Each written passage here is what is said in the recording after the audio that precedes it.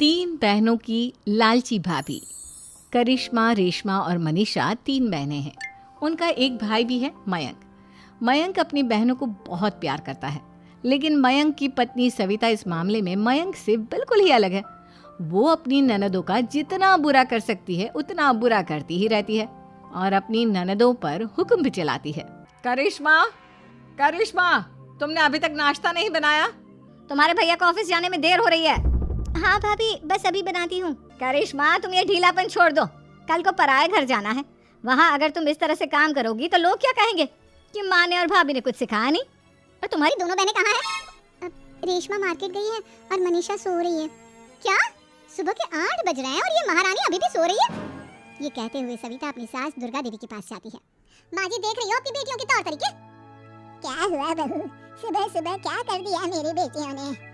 अरे एक तो अभी उठकर किचन में गई है, दूसरी सुबह सुबह बाहर चली गई और तीसरी अभी तक सो रही है। क्या करूं मैं इन तीनों का? मैं तो परेशान हो गई हूँ। जाकर उठा उसे और रेशमा से मैं बात करती हूँ। सविता सीधा मनीषा के कमरे में जाती है और उसे कहती है, महारानी जल्दी उठो, सूरज ढल रहा है। माँ भी थोड़ी देर और सोने दो ना, मैं रात को लेट सोई थी। वो क्या ना ये टेस्ट चल रहा है, शराफत से उठती है यानी या फिर पानी की बड़ी बाल्टी डाल दे। मनीषा जल्दी से उठकर बाथरूम में चली जाती है। सभी आराम से बैठकर नाश्ता कर रहे होते थे तभी रेशमा बाजार से हाथ में सामान लिया जाती है। रेशमा को देखते सविता उससे तरसती है।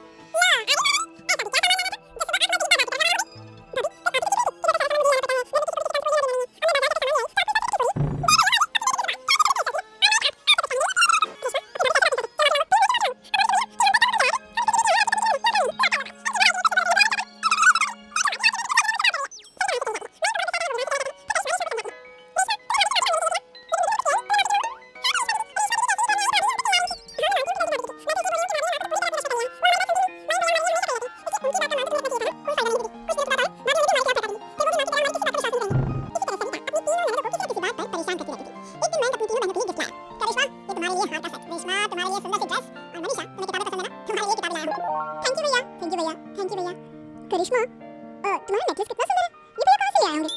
मैंने भैया को 3 दिन पहले फोन पर ये डिजाइन दिखाया था और आज भैया ये ले आए। सविता तो अपनी ननदों के गिफ्ट्स देखकर जल गई और करिश्मा का नेकलेस तो उसे भी बहुत पसंद आया था। अपनी बहनों के लिए कितना अच्छा नेकलेस लेकर आए हैं। मुझे कभी कोई गिफ्ट नहीं दिया। मैं आज ही ये हार चुरा लूंगी। रात में सविता करिश्मा का हार चुरा लेती है और इसी तरह उसे अपनी ननदों की जो भी चीज़ अच्छी लगती वो उसे मांगती नहीं, बल्कि रात के अंधेरे में चुरा लेती। इसी तरह दिन बीतते गए और सविता ने मयंक के दिल में भी उसकी बहनों के लिए नफरत पैदा कर दी। एक दिन मयंक ने करिश्मा और रेशमा के लिए रिश्ता देखा और ये बात उसने घर में सबको बताई। माँ, करिश्मा और रेशमा के लिए बहुत अच्छा रिश्ता आया है। वो लोग कल इन्हें देखने आ रहे हैं। आप और सविता मिलकर सारी तैयारी कर लेना। ये सुनकर करिश्मा और रेशमा खुश हो जाती हैं, लेकिन सविता सोचती है, अगर इन दोनों बहनों की शादी हो गई तो घर और बाहर का काम कौन करेगा? मनीषा तो 1 नंबर की कामचोर है, उससे तो किसी बात की उम्मीद लगाना ही बेकार है। मुझे इस शादी को रोकना होगा। अगले दिन सभी लड़के वालों के स्वागत की तैयारी करने में लगे होते हैं। तभी मयंक अपनी बहनों से आकर कहता है, तैयार हो गई तुम दोनों?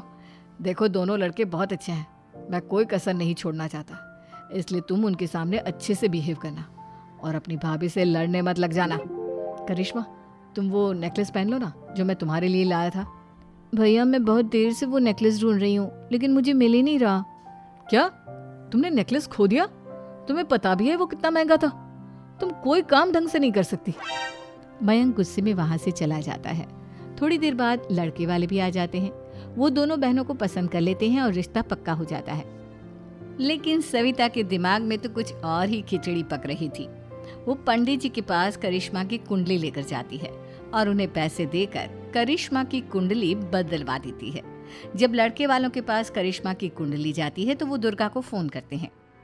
बहन जी, हमने करिश्मा की कुंडली अपने पंडित जी को दिखाई थी। आपकी बेटी की कुंडली नहीं बल्कि दोषों का पिटारा है। देखिए, मैं और मेरे पति इन सब बातों में बहुत विश्वास करते हैं, इसलिए हम आपकी बेटी से अपने बेटे की शादी नहीं करा सकते। इस तरह करिश्मा का रिश्ता टूट जाता है और सभी घर वालों को बहुत दुख होता है। अब कविता सोचती है, चलो, करिश्मा का तो रिश्ता टूट गया, अब रेशमा का भी रिश्ता तोड़ना है। क्या करूं, क्या करूं? अब सविता आवाज बदलकर किसी अननोन नंबर से रेशमा के होने वाले ससुराल में फोन करती है। हेलो, मैं कौन हूँ कौन नहीं ये आपके लिए जानना ज़रूरी नहीं। बस इतना सुन लो कि रेशमा का 2 साल से किसी के साथ अफेयर चल रहा है। बस रेशमा का रिश्ता तोड़वाने के लिए सविता का इतना कहना काफी था। अब रेशमा का भी रिश्ता टूट गया। मयंक और दुर्गा देवी ने रेशमा को खूब खरी खोटी सुनाई और उससे बार बार उस लड़के के बारे में पूछने लगी। आप दोनों मुझे क्यों परेशान कर रहे हो? अरे कोई लड़का होगा मेरी लाइफ में तो मैं बताऊंगी ना। जब कोई है ही नहीं तो कहाँ से लाऊं मैं कोई लड़का? तो तेरे होने वाले ससुराल वालों को फोन किसने किया था? माँ मैं नहीं जानती किसने फोन किया था, मैं सच कह रही हूँ। मैं तो पहले ही कह रही थी इसकी लगाम खींच कर रखो, लेकिन मेरी सुनता ही कौन है। आप चुप रहिए भाभी, ये सब आपका ही किया धरा है। अब तीनों बहनों को विश्वास हो जाता है कि ये सब उनकी भाभी ही कर रही है। तीनों बहनें अपनी भाभी को सबक सिखाने के लिए एक वकील कर लेती है और घर में हिस्सा मांगना। देखो भैया, माँ बाप की जायदाद में जितना बेटों का हक होता है उतना ही बेटियों का, इसलिए इस घर के 4 हिस्से होंगे और हमें अपना हिस्सा चाहिए। मैंने तुम्हारे लिए क्या क्या नहीं किया और तुम इस घर में हिस्सा मांग रही हो?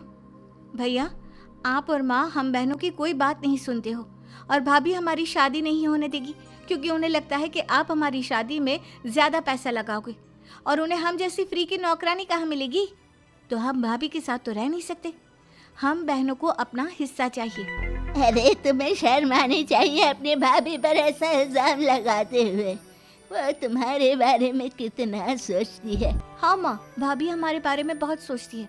दिन रात बस यही सोचती रहती है कि किस तरह से अपनी तीनों ननदों को परेशान करूं और कभी मुझे पढ़ने भी नहीं देती। दोनों बहनों का रिश्ता भी तो इन्होंने ही तोड़वाया है और रात में हमारे कमरे में आकर हमारी चीजें भी चुराती हैं। इसी तरह सविता की तीनों ननदें अपनी बात पर अड़ी रही। अब कोर्ट में तारीख भी शुरू हो गई। जब सविता को लगा कि उसकी तीनों ननद इतनी आसानी से नहीं मानने वाली, तो उसने अपने पति और सास को सारी सच्चाई बता दी और अपनी तीनों ननद से माफी मांगी। मयंक और दुर्गा को भी अपनी गलती का एहसास हो गया। अब सविता खुद करिश्मा और रेशमा के लिए अच्छा रिश्ता ढूंढती है और उनकी शादी करवाती है।